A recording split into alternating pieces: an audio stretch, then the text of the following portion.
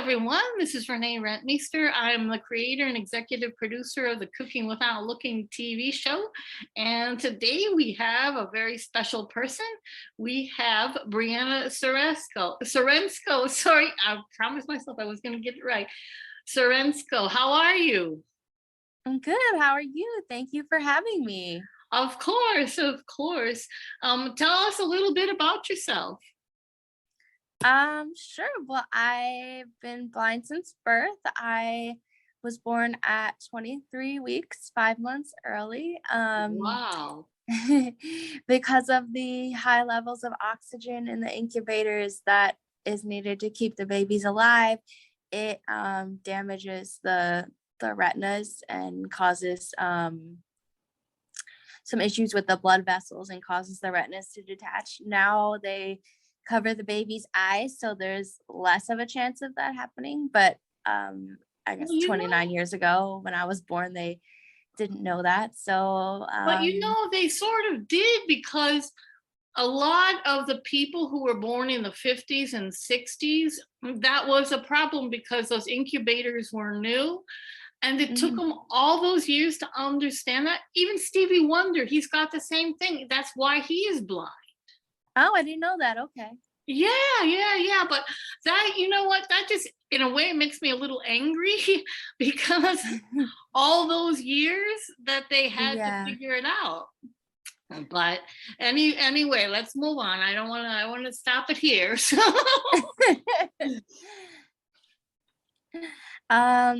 Yeah, I'm very blessed that I grew up with a very supportive family. Went to public school, had a few blind friends from school and summer camp, but most of my friends were sighted. Um, had a really great support system in the schools with vision teachers and orientation and mobility teachers teaching me how to read and write Braille and how to travel safely. I do read Braille. I use a cane. I have some vision in my left eye, light perception, light and dark, colors, shapes, shadows, depending on the lighting and how close it is to my face. But I don't have a lot of usable vision to do a whole lot with, but it's nice to have. Totally blind in my right eye. And like I said, I went to public school, graduated, went off to college and studied elementary and special education, then got my master's in reading education. oh wow. So yeah, I've been Do you read Braille? I do, yes. Ah, that's great. And now you're working with the Division of Blind Services in West Palm Beach? I am, yes. I taught for 7 years in a variety of positions from pre-K to high school and young adults, um, both disabled and non-disabled students. And just teaching wasn't really working out for me at the time. So I was looking for something else. Um, and I am still open to going back in the classroom if the right opportunity presented itself. And I do have some case management work where I worked for a nonprofit for a little while, for about a year. So when I saw that DBS had a position available and I was able to arrange transportation, I decided to apply. I think that because of my own experiences, with blindness myself, I can better identify with my clients and really kind of understand what they're going through. Well, most definitely. I would imagine that. What do you think that the biggest thing is that people have to understand about blindness? Um, hmm. Um, well, really, the first few things that came to my mind were just, we're just like everybody else. We may do things differently, but you don't have to be afraid of us. We want to be treated like everyone else. And yes, there are some things that we're not able to do. And, we may ask for help with, but the majority of things we are able to do just with accommodations. And I know like your show is based about cooking, and people always find it really interesting that I can cook. Um, Because you eat, right? right. I love to eat. So, one of those things that blind people do too. yeah. Yeah, there's just different ways in the kitchen to, whether that's using braille measuring cups and spoons, or like to know if the water's boiling, you can hear the sound. In the case of my baked spaghetti recipe, I knew that the meat was done when I started around in the pan and it was drier feeling to my spoon. I do have my oven labeled with bump dots and braille labels on the buttons that I need. Same with appliances if needed. There's just different accommodations, and people find it fascinating, but I guess to the sighted world it is very interesting. So It is, but what's funny is it is interesting, but sighted people are so afraid to ask questions because they think that it's offensive to ask questions. What do you think about that? Oh, I always say, ask me anything. I do not get offended easily. I definitely have a sense of humor. I feel like you kind of have to. Don't Definitely don't take myself too seriously. Um, so bump into stuff a lot, laugh it off. It's life. It is what it is. So I'm open to any questions. I think there has never been if you say, "Can I ask you a question?" Odds are I have probably been asked it before. Like, Sure. What do you think the question is that you've been asked the most about your blindness? hmm. I'm thinking. Uh,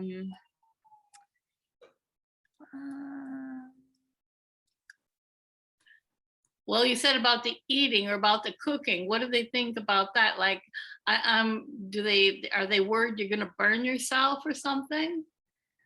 Not really. I haven't really gotten a whole lot of questions about that. It's more just, how are you able to do these things? And I explain it, or, oh, how do you know where the burner is on the stove if it's a flat top? Oh, well, you feel the heat around it and you center your pot based on where the heat is. I think a lot of people,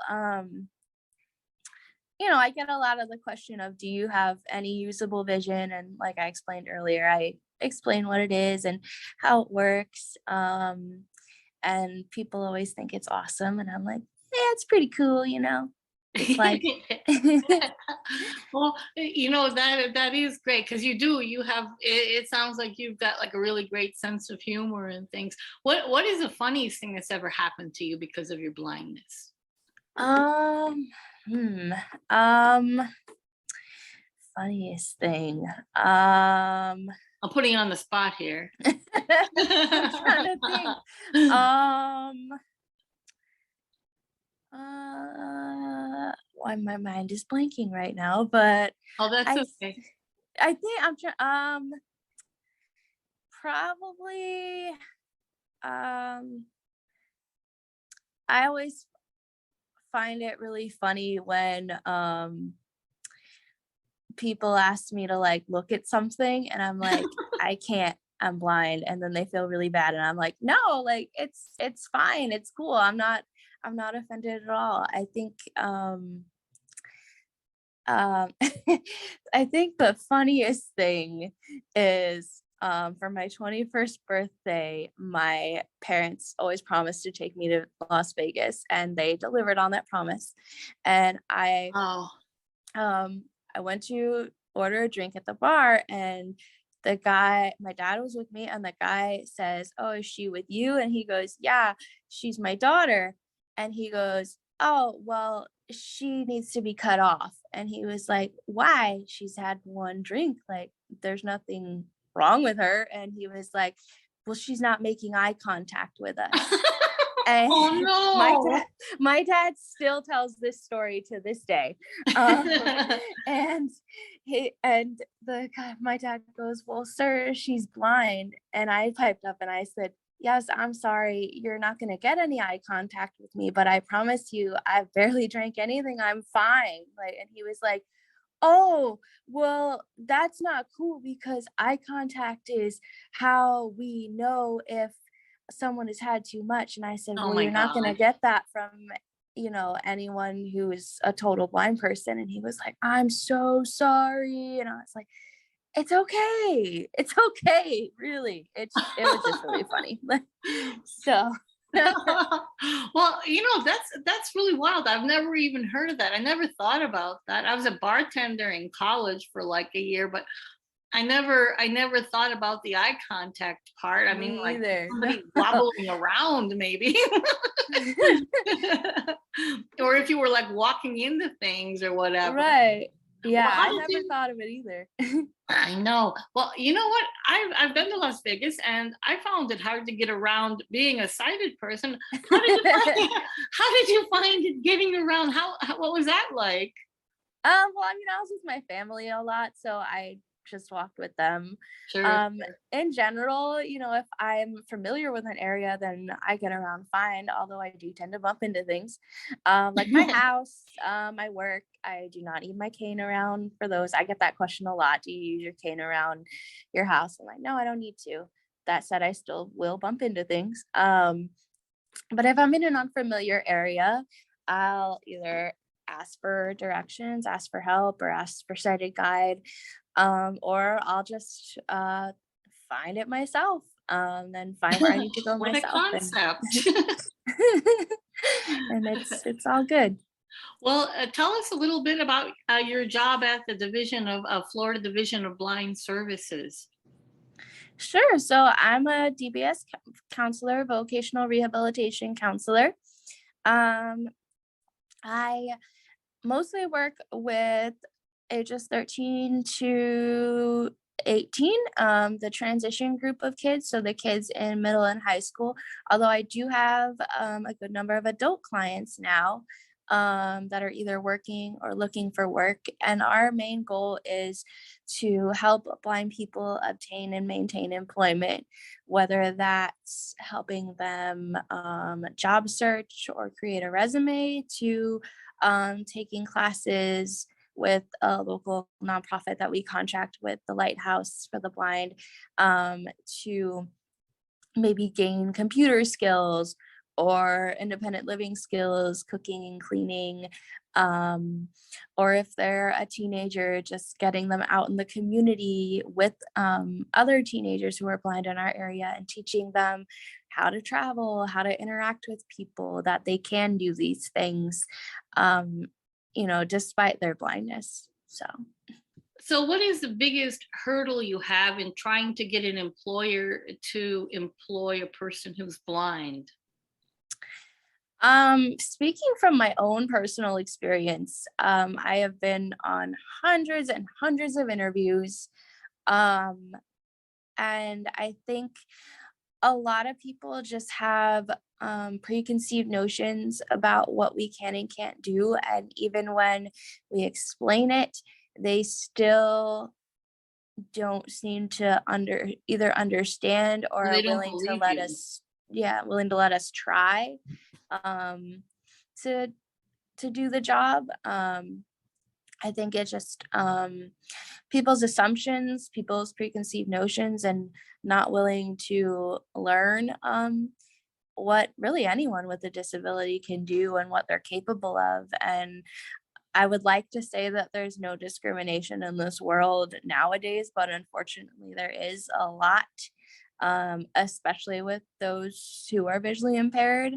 Um, but I think in the disabled community overall, it's really hard to find employment for anyone with a disability, which is really sad because a lot of times, because of us having to work harder at our jobs or just working hard to make accommodations for us to be able to complete our jobs, um, we work harder than the sighted or non-disabled coworkers that we work with. Well, I think there's also a huge loyalty factor too, among people who are blind or visually impaired, or whatever disability. It seems like there's a greater loyalty. What do you think?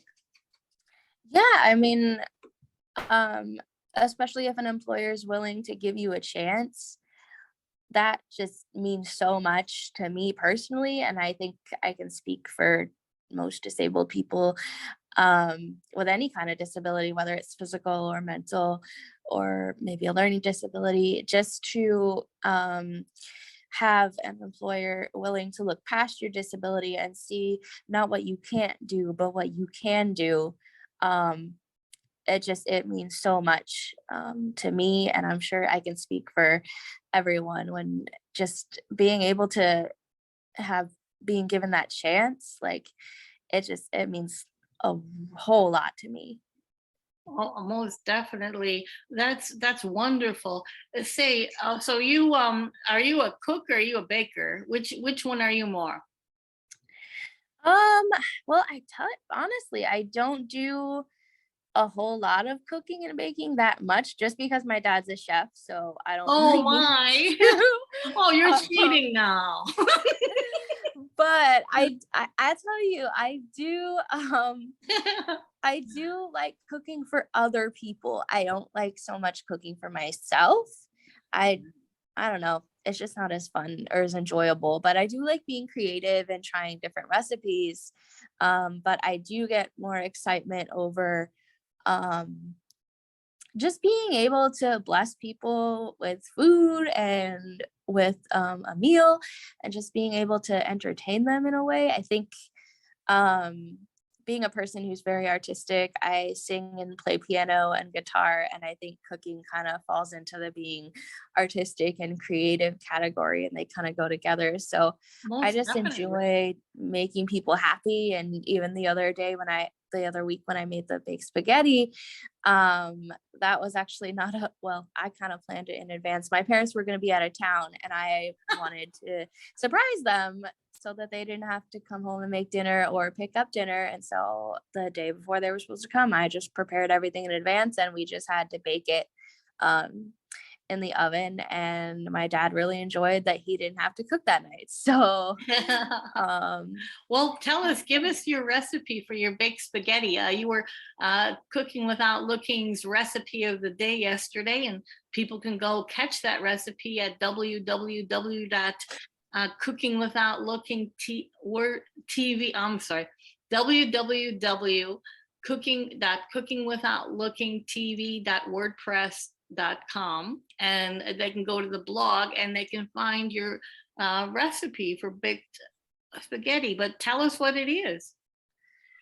sure. So I just went online and looked up easy, like one pot recipes or something like that. And the recipe actually didn't call for any ground beef or any veggies. I decided to add those in. I was going to use my family's homemade tomato sauce in the freezer because we make our own sauce, being half Italian, but I Oh couldn't my, find it. So authentic. I Authentic. and I could have used an app to help me, but I didn't feel like it. So I just bought some jarred sauces and I boiled the water, I cooked the spaghetti. While the spaghetti was cooking, I crushed up the ground beef and put it in a pan and sauteed it. And after it was kind of been cooking for a while, um, I had set the time on my Alexa for 7 minutes for the pasta. So after um, the meat had been cooking for a while, I added some of the jarred gravy. Um, I'm from New Jersey. Sorry, we say gravy. That's Um, okay. That's okay. Just perfectly fine. I grew up in Florida, but I was born in Jersey, and that's what my family's always called it. So I added some of that to the meat to give it some flavor. You could add herbs if you wanted to. I personally chose to make it easy and picked sauces with this stuff already in it. And then I had already pre-cut up some green beans and asparagus, and I added that in there.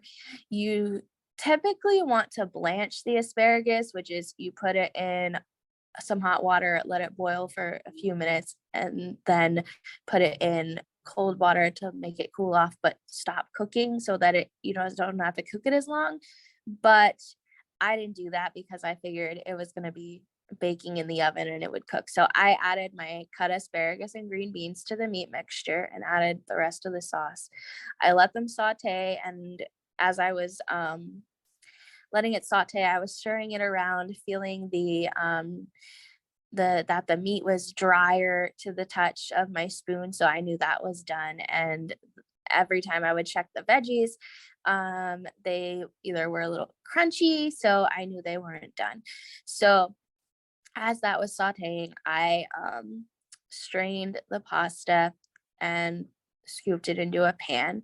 I should have layered it more, like put pasta and then some of the meat and veggies and then more pasta and like that, but I didn't do that.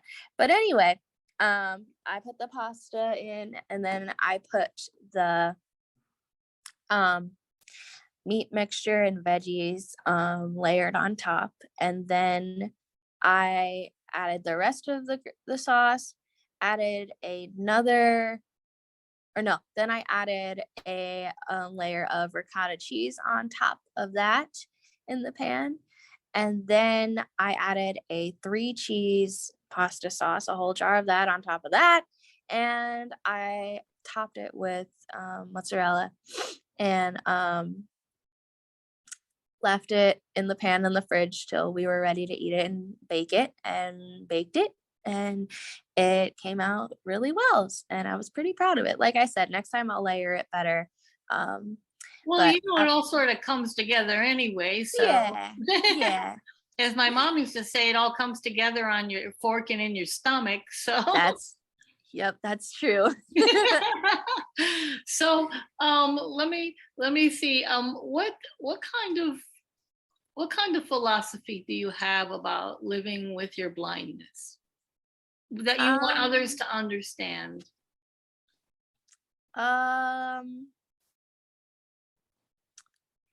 I guess that blind people just want to be treated like everyone else. If you're inviting a group out, invite them too.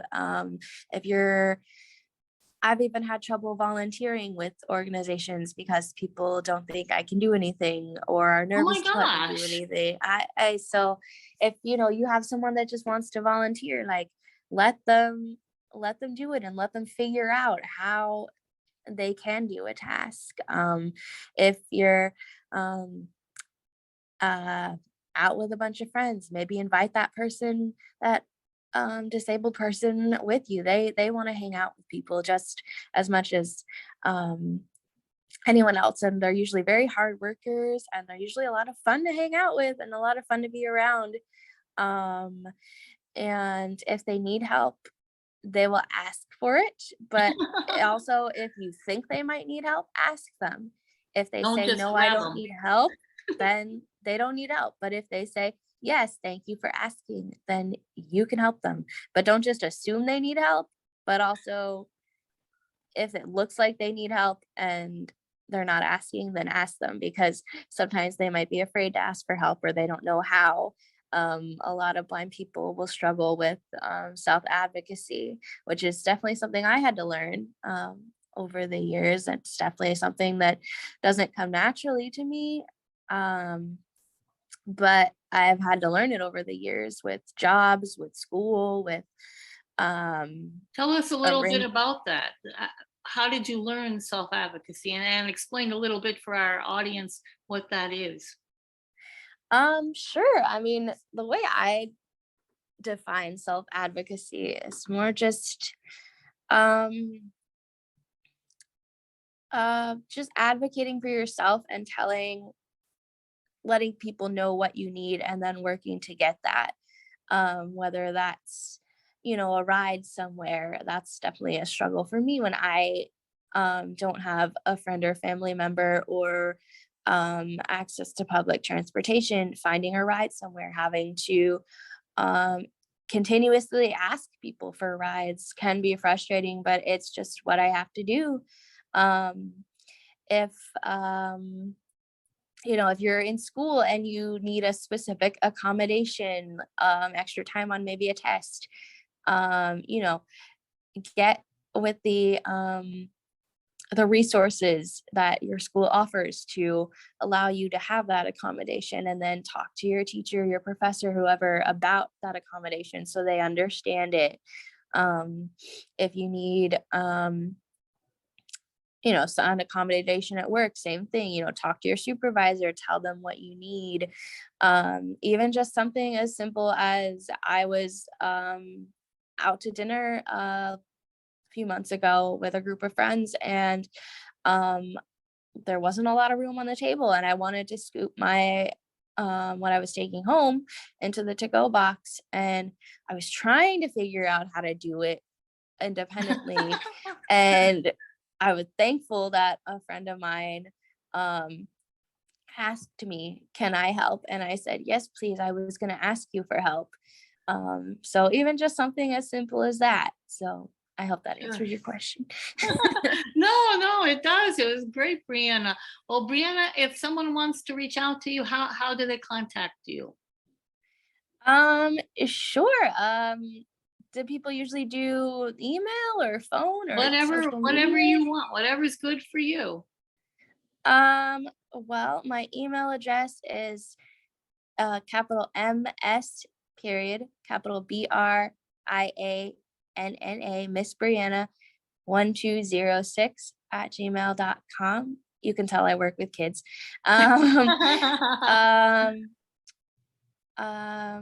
My phone number is 772-285-7906. You can call or text me. My Facebook is just my name, Brianna, BRIANNA, and then Scerenscko, SCERENSCKO. And you can follow me on Twitter at what's my Twitter handle? At Brianna _ S92, and the B and the S are capitalized. Sorry, that was a lot of information. But No, that's wonderful. That's really wonderful. Well, thank you so much, Brianna, for being with us today. We really appreciate it.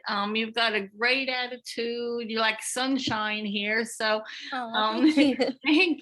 thank you so much for taking time out of your workday to be with us. We appreciate the Florida Division of Blind Services for allowing you to do that. And for our audience, if you'd like to reach out to us, our website is www.cookingwithoutlookingtv.wordpress.com. We have a YouTube channel. It's Cooking Without Looking. And you can hear our podcast anywhere you get your podcast and on Alexa-enabled devices. Thank you again. And thank you, Brianna, for helping us change the way we see blindness. Have a great day. Thank you, too. Thank you for having me. It was a pleasure. Of course.